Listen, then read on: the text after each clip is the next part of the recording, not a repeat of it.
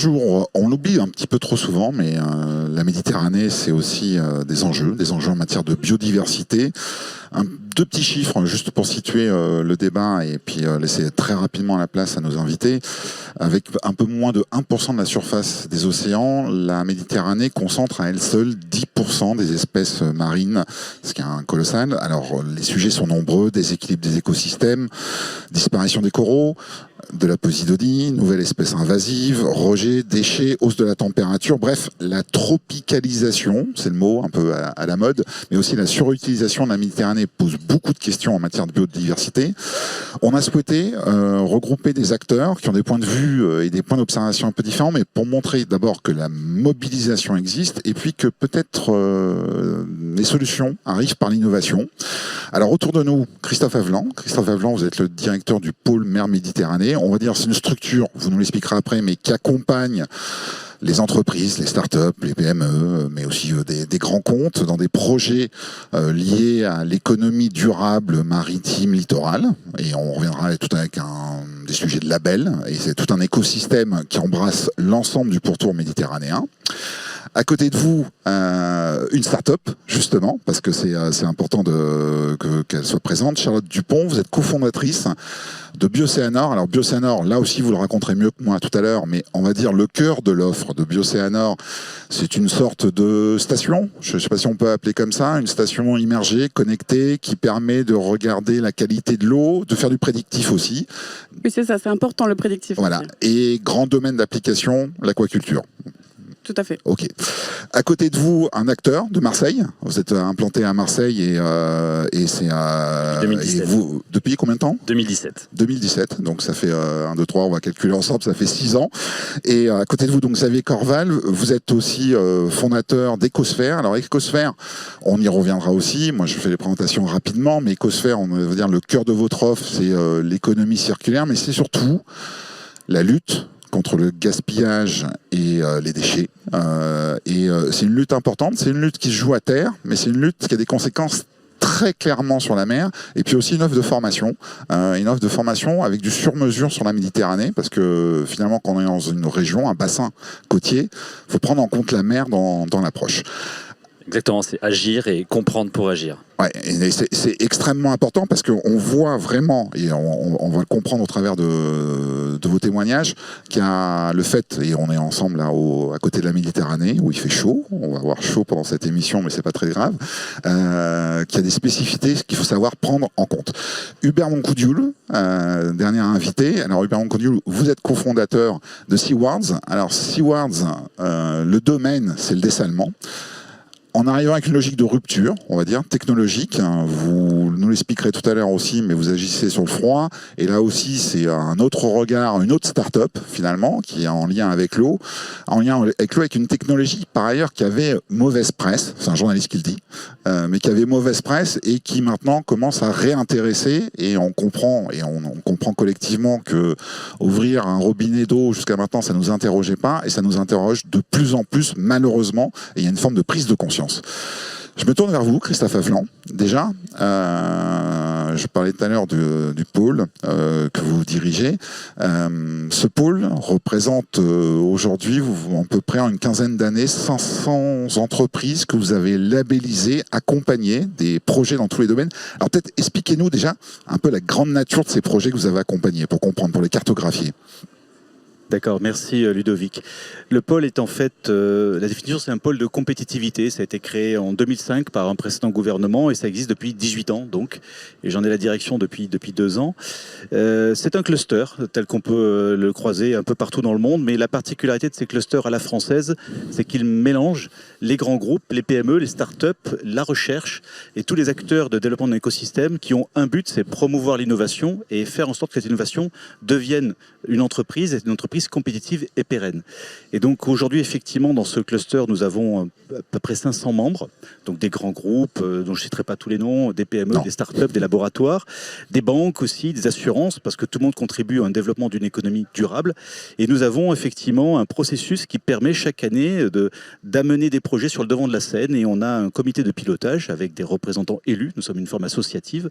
Et ces élus examinent des projets et ont labellisé environ 500 projets depuis la création du pôle Ces projets vont de quelques centaines de milliers d'euros à quelques dizaines de millions. Et ensuite, ces projets vont, avec ce label, rencontrer des financeurs, qu'ils soient publics et privés. Et aujourd'hui, la qualité de l'instruction fait que ces projets sont reconnus. 70% de ces projets obtiennent un financement et conduisent donc à des innovations sur les marchés. En tout cas, c'est ce que l'on recherche. Alors, ce qui est important de spécifier, c'est que vos domaines d'intervention sont très très larges en fait, parce que ça va des ressources à la sécurité, la défense. Enfin, vous avez un domaine d'action qui est pas limité à quelques sous-secteurs. Vous embrassez très largement tous les dossiers. Oui, alors je ne vais pas peut-être détailler le pôle, mais effectivement, on est dans, je dirais, toute l'économie, industrie de la mer, à part peut-être, il y a encore les sports de glisse et la plage, mais on va de l'industrie, de la défense, jusqu'à la construction navale, en passant par l'industrie portuaire, la biotechnologie, la pêche, l'aquaculture. Alors, on nous dit souvent, comment vous faites avec une trentaine de personnes pour embrasser tout ce domaine? En fait, on est vraiment sur l'innovation. Et l'innovation se trouve souvent aux interfaces, et ce sera l'exemple qu'on citera, c'est-à-dire qu'il y a des acteurs qui ont développé des capteurs de connaissance de l'environnement, pour des raisons à peut-être application duale ou militaire, et qui aujourd'hui se retrouvent dans la qualité de l'eau douce. Ou bien on va développer des technologies pour faire des navires moins impactants et on va les impacter dans les navires de pêche. Donc on est vraiment aux interfaces et c'est ça l'innovation se trouve souvent là où des secteurs qui ont développé de la technologie rencontrent un marché. Et en fait, ce que ce cluster permet, c'est une auberge espagnole. Les gens se rencontrent, discutent et on brasse assez large, parce qu'on est vraiment sur le domaine de l'innovation et d'aider les entreprises à trouver des talents. C'est un sujet, donc je sais qu'on en parlera. Des moyens financiers pour développer leur innovation. Un écosystème qui les entend, qui soit régional, territorial, national, puisqu'on parle de réindustrialisation et de souveraineté. Et in fine, de créer un emploi durable et pérenne en fonction des enjeux que rencontre la société aujourd'hui, qui ne sont pas ceux, notamment par exemple sur l'énergie, que l'on rencontrait en 2005. Aujourd'hui, nous sommes clairement dans le développement de l'énergie renouvelable et de l'éolien en mer, alors qu'en 2005, on était encore dans l'exploitation du pétrole à 4000 mètres de fond.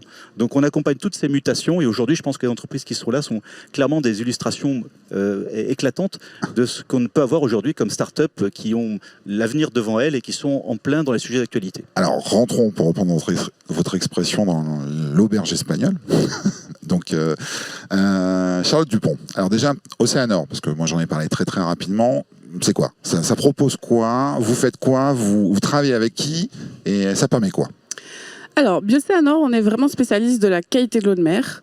On va mettre en place des capteurs qui analysent différents paramètres. Donc, pour en citer quelques-uns, la température, l'oxygène, la salinité, la turbidité. Et on va être capable de donner un état des lieux déjà existant de la qualité de l'eau. Mais notre cœur d'innovation, c'est vraiment la prédiction. On va être capable, avec un peu d'historique au bout d'un certain temps de déploiement, de pouvoir prédire qu'est-ce qui va se passer dans les prochaines heures et dans les prochains jours. Et ça, c'est vraiment essentiel pour pouvoir prendre des actions et se dire, voilà, demain, il va se passer ça va s'améliorer, ça va se dégrader et on va pouvoir prendre des actions en conséquence. Un de nos marchés prioritaires, c'est l'aquaculture. Nous, on aide beaucoup les aquaculteurs à essayer d'avoir une qualité de l'eau optimale, à la fois pour leur production, mais aussi pour l'environnement. C'est-à-dire qu'on veut que les poissons grandissent de manière saine et qu'il y ait un bon rendement, mais en même temps, on ne veut pas impacter l'environnement, on ne veut pas que la Méditerranée souffre de ces rejets qui sont existants. Et du coup, on les aide aussi à contrôler ce qui se passe en aval et en amont de la production. Et la capacité prédictive qu'on a est vraiment essentielle pour pouvoir prendre des bonnes décisions. Et le deuxième marché qu'on a, c'est la protection de l'environnement au sens plus large. Par exemple, à Nice, on a 2 bouées qui sont déployées en face de Cap 3000 pour les locaux, qui sont en train de mesurer, à l'heure où je vous parle, les paramètres essentiels pour la qualité de l'eau autour des zones de baignade. Et ça, c'est très important pour pouvoir comprendre les impacts des apports terrestres sur l'eau et comment ça peut impacter la qualité de l'eau pour la baignade et pour les activités humaines. Donc voilà, c'est nos deux marchés principaux. Donc, cœur de l'offre, quand même, l'aquaculture. Vous êtes aujourd'hui en Chili, en Norvège, ici en Méditerranée aussi, oui. Quand on préparait ensemble ce moment-là, il y avait une phrase qui m'a même beaucoup marqué, c'est finalement donner les outils pour ne pas répéter les erreurs qu'a faites l'agriculture à terre, en mer. finalement. C'est ça. ça l'image. C'est exactement ça. L'agriculture, en fait, quand elle s'est intensifiée, elle n'a pas forcément contrôlé les rejets qu'il pouvait y avoir. Et il y a eu les conséquences qu'on connaît avec l'agriculture intensive. Et aujourd'hui, l'aquaculture est en train de beaucoup s'intensifier pour les besoins de la planète d'être nourrie, d'avoir des sources de protéines. Et également pour essayer de diminuer finalement l'impact, enfin la pression sur la pêche et sur les poissons de pêche. Finalement, l'aquaculture se développe beaucoup et du coup s'intensifie. Mais par contre, aujourd'hui, on constate qu'il y a une prise de conscience sur quelles sont les conséquences de l'intensification de ma production sur l'environnement. Et ça se voit par exemple en Méditerranée. On a un client local qui s'appelle Canaquafrais. Ils voient les impacts du réchauffement climatique sur leur production et aussi ils voient les impacts de leur production sur la Méditerranée. Et nous, on est là pour leur donner des outils pour éviter de refaire la même chose et les mêmes erreurs que l'agriculture. Alors après, on reviendra ensemble sur le parcours que décrivait Christophe, c'est-à-dire sur tout ce qui est financement, la vie de l'entreprise et tout ça. Là, déjà, on va s'intéresser au cœur de vos propositions. Xavier Corval, j'en parlais tout à l'heure. Écosphère. Donc, Écosphère, rejet, gaspillage. Alors, d'abord, une intervention très en amont. On abordera la formation dans un deuxième temps, très en amont, parce que finalement, il s'agit de persuader des entreprises, des organismes, des institutions, peu importe, de se dire d'abord, il y a une bataille dans ce que vous produisez, dans les surplus, dans la façon de gérer les stocks et tout ça. Et cette bataille, elle a une importance, parce que à terme, c'est aussi des rejets plastiques, notamment en Méditerranée. Comment vous livrez cette bataille? Comment vous accompagnez? Et c'est quoi les résultats potentiels à la clé quand vous rentrez dans une entreprise en disant, ben voilà, on va gérer les choses un peu plus intelligemment? Alors, déjà, et ce qui est très important, c'est de constater que les acteurs publics ou privés confondent généralement recycler avec réduire. Par exemple, faire du compost, c'est pas réduire le gaspillage alimentaire, c'est limiter les effets du gaspillage alimentaire. Donc il y a des effets qui sont directs entre la production de déchets sur le sol terrestre et la pollution et le réchauffement de la mer.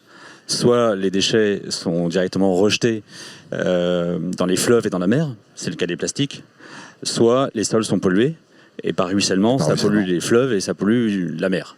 Donc on a cet enjeu-là. Alors il y a des mesures radicales qui sont prises parfois. Christian Estrosi le disait hier, zéro plastique dans les écoles, donc limiter le ruissellement de microplastiques produits par l'activité de restauration collective dans la mer. Et puis, le vrai enjeu, c'est ces programmes de réduction. C'est-à-dire diagnostiquer, quantifier, mettre en place des plans d'action, des formations aussi, et aboutir, avec un processus d'accélération de la réduction du gaspillage et des déchets, aussi à autonomiser les équipes. C'est-à-dire faire en sorte que les process dans les entreprises, dans les collectivités locales changent pour être vraiment dans cette démarche d'accélération de la réduction des volumes et éventuellement d'amélioration des conditions de tri et de valorisation du déchet. C'est quoi, quand on lance cette démarche, quel score on peut atteindre? Qu'est-ce qu'on peut espérer? Vous êtes capable de le chiffrer? Oui, parce qu'en restauration collective, par exemple, où on agit depuis maintenant 6 ans, 7 ans, établissements scolaires et établissements de santé, les programmes qu'on met en place, qui concernent à la fois le déchet organique, le déchet alimentaire, mais aussi les déchets d'emballage, des contenants, les plastiques, les cartons, quand on est sur un bon diag exhaustif, sincère et accepté par les équipes, et que donc on peut en déduire un bon plan d'action, d'action corrective, de création de process, d'amélioration des process, on aboutit au terme de l'application d'un plan d'action d'environ 6 mois à 8 mois à 30% de réduction des volumes de déchets. 30%. Voilà. Et l'objectif, c'est 50% à horizon 2025. Mais un bon plan d'action appuyé sur un bon diag, c'est 30%. Alors il y a un exemple qui est particulièrement intéressant, c'est effectivement le gaspillage alimentaire. Pourquoi? Parce que le gaspillage alimentaire, c'est environ 30% de la production mondiale, c'est le 3e responsable de l'émission de gaz à effet de serre au monde. Donc du réchauffement climatique, donc du réchauffement de la mer.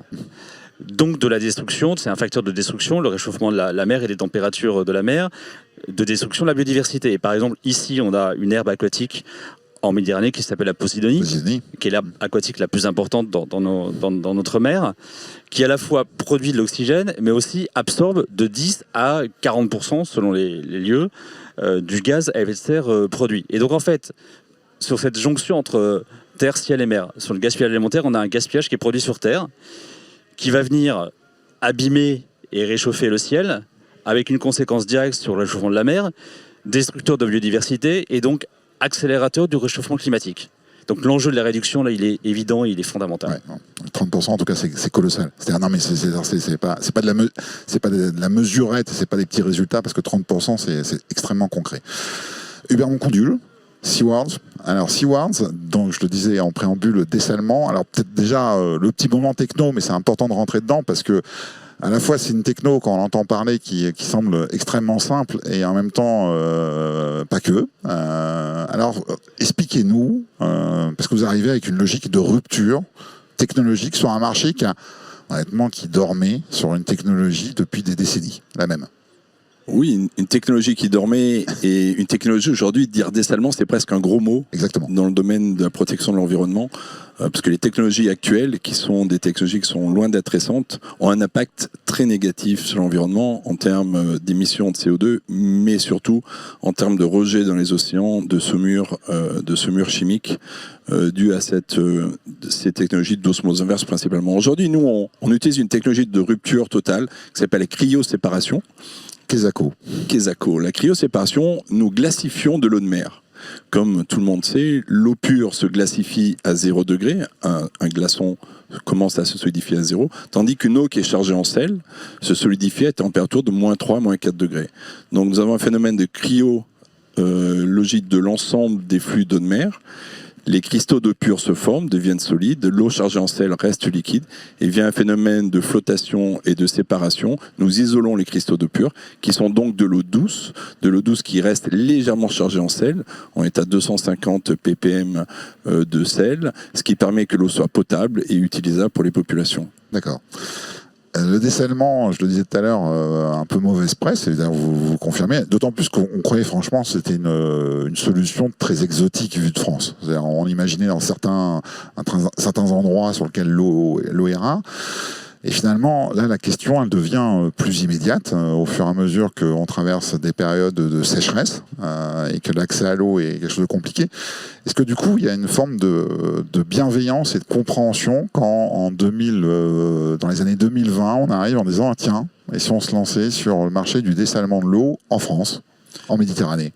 Je pense que le développement de technologies répond et veut répondre aux contraintes des technologies actuelles. Les technologies actuelles polluent et sont très chères. C'est-à-dire qu'aujourd'hui, elles sont aux mains de peu de pays où l'énergie est quasiment gratuite et donc était restreinte à un certain nombre de populations. Aujourd'hui, la base de notre technologie, c'est de produire une eau qui est la moins chère possible, qui est extrêmement compétitive par rapport à ce qui se fait, mais surtout qui respecte l'environnement. Donc aujourd'hui, évidemment, les changements climatiques font que en France, on se dit, oulala, attention, il y a des risques de stress hydrique, il y a du stress hydrique, et alors on parle de climatologie. L'eau, il y a des centaines de millions d'années, et l'eau aujourd'hui sur la Terre, et sont exactement en même quantité. Il n'y en a pas plus, pas moins. Donc l'important, c'est essayer de créer une nouvelle ressource. On est beaucoup plus nombreux. Et ben voilà, c'est évidemment, c'est pas le climat qui a fait qu'on est en stress hydrique, c'est que la démographie, l'industrialisation, la croissance de l'agriculture fait qu'aujourd'hui, on a des problèmes de restriction d'eau. Donc l'idée, c'est d'utiliser une eau qui est abondante, qui est l'eau de mer, et arriver à créer de l'eau douce en respectant l'environnement et en démocratisant son accès. L'eau doit rester un bien public, et ça, c'est complètement essentiel, et c'est le but de notre démarche. D'accord. Alors, petit moment vie d'entreprise, je pense qu'on a compris les uns et les autres vos offres, même si j'imagine qu'il y a des utilisations complémentaires, et on reviendra tout à l'heure sur Ecosphère, parce qu'il y a toute la partie formation, et je veux qu'on s'arrête 2 minutes. Maintenant, vie d'entreprise, c'est-à-dire on est sur un marché qu'on traduirait comme porteur. En tout cas, un événement comme aujourd'hui, le Nice Climate Summer, fait qu'il y a une mobilisation, il y a des acteurs, il y a une volonté aussi imprimée de la part de l'État de réindustrialisation. Alors déjà, quand on agit dans ce secteur de l'économie bleue, est-ce que c'est facile ? Est-ce que c'est aussi facile qu'il y a 10 ou 15 ans en digital?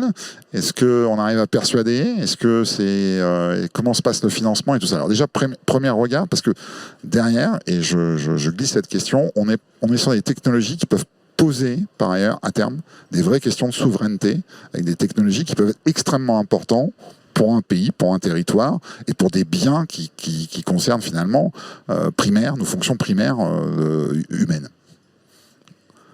Déjà, en écoutant ces entreprises, et certaines que je connais très très bien, comme Bioceanor, que je connais pas encore assez bien, mais je connais certains de leurs confrères, je disais que finalement, quelque part, peut-être par hasard ou en sollicitant, vous avez un peu imité en tout cas ce qu'on fait au Polmer, et je me dis, Alors, mettons-nous dans un contexte actuel. Nous avons des problèmes dans la pêche. Certains pays ont des problèmes de stress hydrique.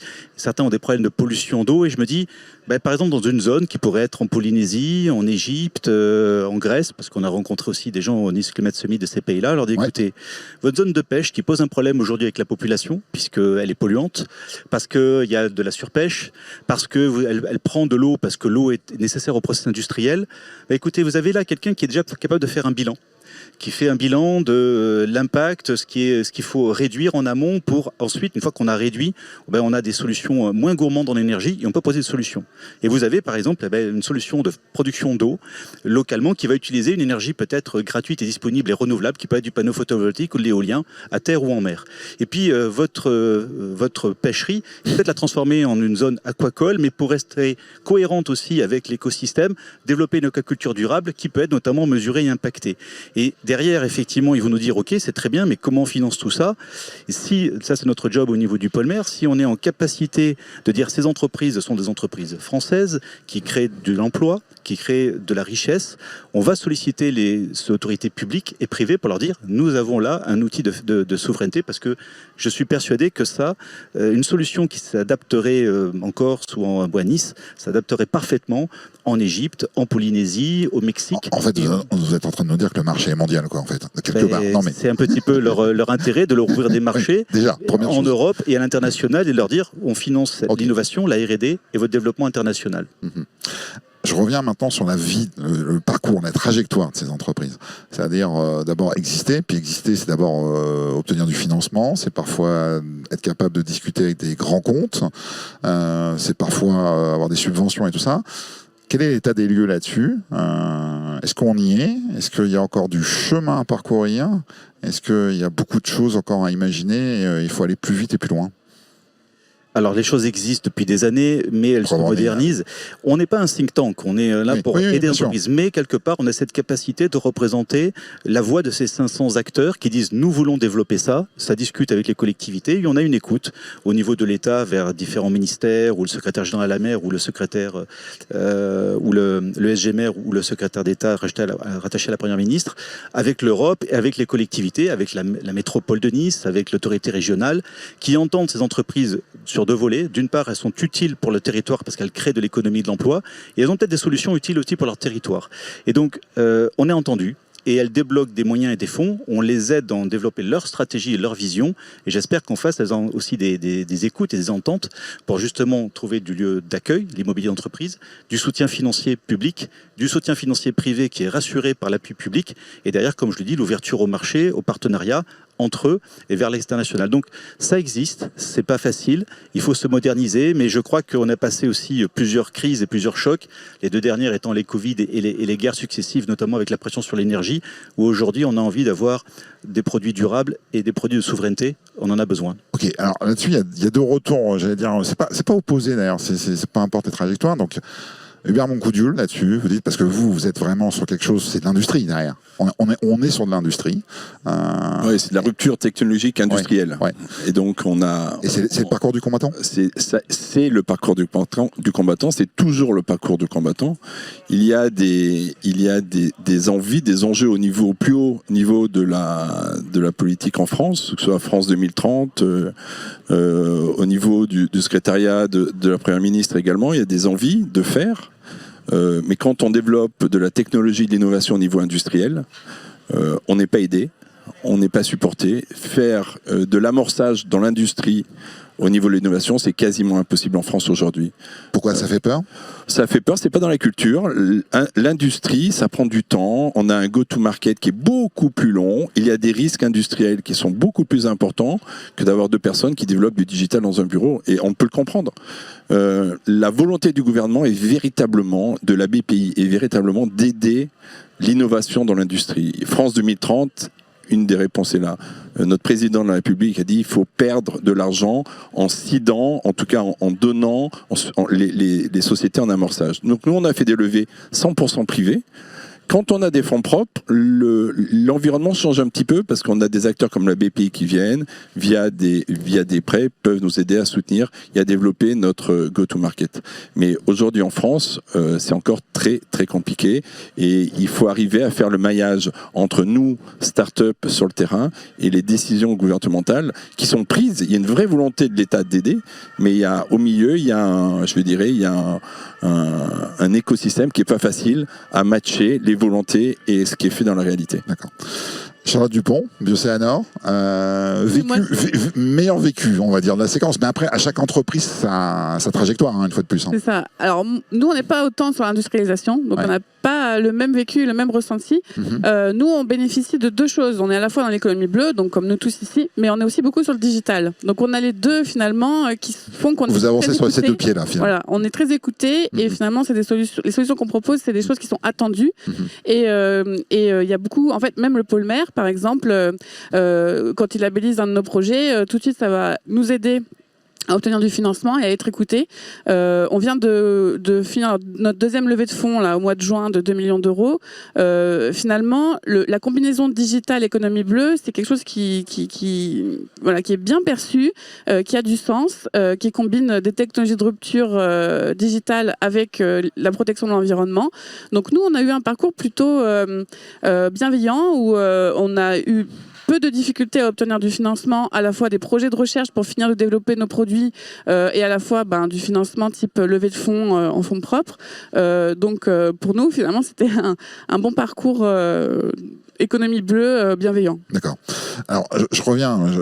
Oui, allez-y. Ouais, je vais peut-être compléter parce que Ecosphère, c'est une entreprise de l'économie sociale et solidaire, des commerciales avec un agrément. Au début, le premier financement qu'on a eu, était celui de France Active, un des acteurs principaux du financement de l'économie circulaire et de l'économie sociale et solidaire, sans doute parce que le début d'Ecosphère, c'était la première plateforme numérique de connexion intelligente entre les surplus et les déchets d'un côté de la plateforme, un algorithme de calcul de pertinence au centre de la plateforme et les filières de solidarité et de recyclage et d'économie circulaire de l'autre côté. Après, on est sur l'innovation sociale. Innovation sociale sur un sujet transversal avec une démarche d'expérimentation, clairement, c'est pas dans le scope principal des critères d'éligibilité à des financements conséquents sur des dossiers simples par les acteurs du financement public. Et donc plus on est transversal, ce qui est le cas d'à peu près tous autour de la table, plus c'est compliqué parce que... vous ne rentrez pas dans les cases, quelque part. Ok. Je ne voudrais pas délaisser la deuxième partie de ma question derrière parce que, et c'est un vrai enjeu, je le pense, sur cette question de souveraineté. Parce que, sans dire que les uns et les autres, vous êtes en train de manipuler des technos déterminantes demain, je l'espère pour vous, mais il y a plein d'autres entreprises. Cette notion de souveraineté sur, une fois de plus, des biens de la vie courante, c'est-à-dire on n'est pas en train vous n'êtes pas en train de lancer juste une app qui permettrait de faire quelque chose de sympa en journée, on est juste en train de parler de l'eau, de l'alimentation, enfin des choses très très concrètes. Est-ce que c'est quelque chose sur lequel on a suffisamment de souffle en France et on est en train de mesurer que peut-être des acteurs comme vous sont en train de bosser sur des choses qui peuvent donner un avantage déterminant pour un pays d'ici 10 ans, 15 ans, 20 ans? Il y a cette mobilisation, il y a cette perception. Je regarde Christophe Avelan en mettant. Elle existe? Je dirais que c'est une évidence. Si on n'a pas de solution... Le constat est évident, mais est-ce que c'est compris? C'est compris de plus en plus. Aujourd'hui, quand on est en situation de stress hydrique, on voit bien que si on dépend d'une technologie qui n'est pas française, on peut nous la vendre à n'importe quel prix. Oui. Si on n'a pas de solution pour mesurer, compenser, on peut être sous le coup d'une réglementation européenne, puisque nous n'avons pas été des pionniers, des inventeurs, et nous n'avons pas aidé nos entreprises à être parmi les premiers. Et si on n'a pas de solution de capteur pour définir la qualité de l'eau de nos aquaculteurs, on peut être aussi soumis à une réglementation qui viendrait de la Norvège, puisque peut-être ce qu'on propose, nous, n'est pas dans l'intérêt des aquaculteurs norvégiens. Bien sûr, on est au cœur de l'enjeu de souveraineté, absolument. En cœur, d'accord. Juste, je rebondis sur l'enjeu de souveraineté. Ce qui est parfois surprenant pour nous, c'est qu'on a plus d'appels de pays comme l'Égypte, le Maroc, la Californie, l'Uruguay, les Caraïbes, qui viennent nous chercher, qui viennent nous inciter à aller chez eux pour se développer chez eux, parce que la culture d'investissement est différente, la culture du risque est totalement différente. On a pris la décision, on veut rester en région, c'est important pour nous, on a nos ingénieurs qui sont là, et on veut, cet enjeu de France 2030, on veut vraiment le porter nous et montrer qu'on peut y arriver. Donc on continue à se battre, mais je dirais que le différentiel le bon de dire, bon, on part, parce que l'investissement est différent ailleurs, peut jouer à un certain moment de la vie de l'entreprise. Donc aujourd'hui, il y a des polymères qui sont extrêmement efficaces, qui sont présents, qui nous accompagnent quand ils partent à l'international. Ils accompagnent les startups qui ont un enjeu sur leur visite. Donc ça, c'est important pour nous. Je suis certain qu'un projet comme France 2030 va faire bouger des choses, mais le plan eau, il a été fait cette année. C'est la première fois en France qu'on parle du sujet de l'eau au niveau gouvernemental. Sérieusement, quoi. La première levée, l'ADEME vient de lancer, le premier financement sur l'eau a été lancé il y a 2 mois. 2 mois. Alors, l'enjeu de souveraineté, bien sûr, j'espère qu'aujourd'hui, du gouvernement en bas, ça va aller beaucoup plus vite, mais il y a un véritable enjeu, c'est certain. Gardez le micro, parce que pour finir, le temps passe vite, et je finir un petit peu en termes de projection. C'est quoi les prochaines étapes chez Seawards? C'est concrètement, là, c'est quoi? Seawards, on s'installe à Marseille, sur le Grand Port, pour mettre en place le premier démonstrateur. D'accord. Pour prouver notre technologie, prouver que ça marche, et pouvoir commencer, on va lancer une deuxième levée de fonds l'été 2024. Donc mars 2024, on installe le démonstrateur, on fait la preuve de notre technologie, on va auditer notre technologie, montrer que ça marche avec les performances qu'on affiche. En juin 2024, on fait une première série A de levée de capital pour finaliser les partenariats qu'on a à l'international, que nous sommes en train d'établir en ce moment, pour donner l'attraction commerciale de la société et véritablement lancer l'aventure au niveau commercial. Donc pour Seawards, rendez-vous sur le port de Marseille, mars, avril. Voilà. Avec la flamme, on va essayer de faire ça avec la flamme olympique. Avec la flamme olympique qui arrive en mai. Qui arrive en mai sur le BLM. Ouais. Écosphère, c'est donc je disais, et une des étapes et la projection, le coût là, c'est aussi la formation, on en parlait rapidement, et la formation sur mesure et 360 degrés. Exactement, et c'est une façon d'aborder d'ailleurs la question de la souveraineté territoriale. Apprendre à faire des choix, acquérir des compétences professionnelles pour faire des choix TE compatibles, transition écologique compatible dans son secteur d'activité, sur son territoire. J'ai acquis la conviction il y a 1 an et demi que c'était absolument indispensable pour notre région et pour d'autres régions. Et donc j'ai constitué une communauté d'éco-professionnalisation avec une quinzaine d'experts, chacun d'un enjeu de transition écologique. Et on a construit un catalogue de modules, une trentaine de modules, initiation, perfectionnement, fresque, avec des modules socles sur notamment l'empreinte climatique. Et on délivre cette formation à des acteurs publics, privés, collectivités locales, entreprises, avec cet objectif-là. Et des contenus pédagogiques qui y soient adaptés, apprendre à faire des choix TE compatibles dans son secteur d'activité, sur son territoire. C'est fondamental pour accélérer, pour s'autonomiser sur ces questions-là, sur un territoire comme la région Provence-Alpes-Côte d'Azur. Alors on a des partenaires sur l'enjeu biodiversité maritime comme le CPIE Côte Provençale à installer à La Ciotat, notamment avec des formations maires dédiées à faire en sorte que les ports de plaisance, les agents, les directeurs acquièrent un label, une sorte de label port de plaisance actif en biodiversité. C'est aussi valable pour les skippers dans les calanques. Évidemment, ça vient en complément de centres de ressources et d'activités comme celle de l'ARB, de l'Agence régionale de la biodive et pour le développement en région Provence-Alpes-Côte d'Azur. Ok. Charlotte Dupont, l'avenir Biosanor, c'est quoi après la Chili, Norvège, Chili, Norvège? Tout à fait. Alors avec notre dernière levée de fonds, l'objectif c'était vraiment de se développer bien à l'international, vu que notre marché est vraiment international. Mais j'ajouterais aussi le volet réglementaire, parce qu'on veut vraiment agir avec le gouvernement. On travaille beaucoup avec le ministère des Pêches et de l'Aquaculture. On travaille aussi avec la GFCM, qui est une sous-dimension de la FAO pour la Méditerranée, pour réguler un petit peu l'aquaculture en Méditerranée. Et ils ont besoin en fait de savoir quels sont les paramètres les plus importants pour savoir si une aquaculture, oui ou non, a de l'impact positif ou négatif sur l'environnement. Et nous, on travaille avec eux et on a envie vraiment de s'impliquer en même temps avec eux pour pouvoir à la fois définir des barrières réglementaires importantes pour la Méditerranée et pouvoir être partie prenante de ces réglementations-là en proposant nos solutions. Et Dieu sait, Christophe Avelin en parlait tout à l'heure, si la bataille des normes dans ce domaine-là. Voilà, c'est très, très alors important. là, c'est un axe de souveraineté à 100%. Très important. Christophe Avelin, le petit mot, petit mot pour terminer, mais peut-être le petit mot de la personne qui a le coup d'œil assez global, c'est est-ce qu'il y a une accélération du nombre de dossiers là, très très concrètement, parce qu'on sent une forme de bienveillance finalement, même si le parcours est difficile. Je regarde Hubert Moncoudul, mais c'est-à-dire les sujets dont on parle il y a 10 ans, on aurait fait une table de dépressifs. On va pas se mentir. On va pas se mentir. Est-ce que cette bienveillance est en train de s'installer, mais est-ce qu'elle est aussi en train de faire remonter une vague de projets comme jamais? Oui, on aura énormément de projets et je dirais que les mots-clés ou les hashtags, on pourrait dire, c'est la décarbonation, l'accélération, on est dedans, la réduction bien sûr des déchets, de l'impact environnemental, de l'impact marin, de l'impact tout confondu, la sobriété énergétique. Donc décarbonation, souveraineté alimentaire, souveraineté énergétique, souveraineté industrielle, et puis aussi dans l'industrie de défense aussi. On a un monde aussi qui est un peu en tension avec des enjeux de souveraineté. Et emploi d'avenir, et ça c'est vraiment l'espoir aussi, parce que si on ne crée pas les emplois... Et les talents. Et les talents, ils sont là, mais il faut effectivement les attirer et aider les entreprises aussi à recruter, parce que sans emploi, les entreprises ne peuvent pas faire grand-chose. Donc voilà. Et puis le dernier mot, c'est que cet après-midi, on a justement un comité de pilotage à Nice. On va accueillir de nouveaux adhérents et on va labelliser de nouveaux projets. Donc on est très contents. On continue. Ça sera un beau millésime? Je pense, oui. Ok. Merci à vous. Merci. Merci beaucoup. Au revoir.